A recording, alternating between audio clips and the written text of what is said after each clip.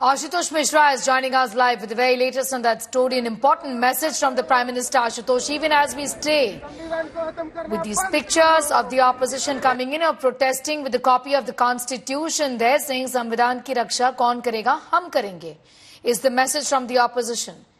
The Prime Minister says that to run the government you require majority, but to run the country you require consensus, talking about the fact that the opposition must cooperate in the parliament. Well, virtually in last one decade, hardly there have been consensus except one or two issues. Largely, there have been consensus. Yes, the majority has played as far as passing of the bills are concerned, the executive roles are concerned. But when it comes to taking up the agendas, taking up the public issue, largely there have been consensus. And hence, that all started with a deadlock and ended up with a deadlock. So this time, when you see the Prime Minister raising up this issue, that was a time. Perhaps there was anticipation by the opposition.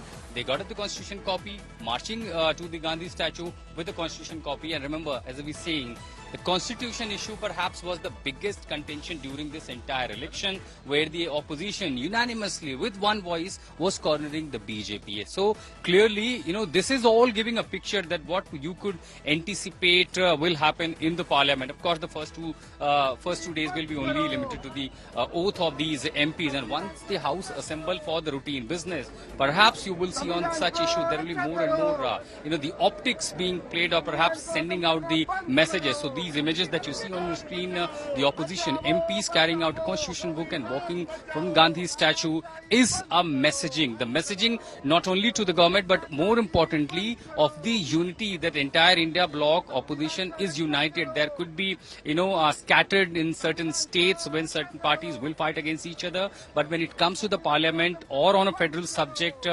clearly in the parliament they will be united. So, a lot of messaging is being played out by the opposition. And clearly when it came out a loud and clear message from the Prime Minister, this is also to responding to the Prime Minister's message.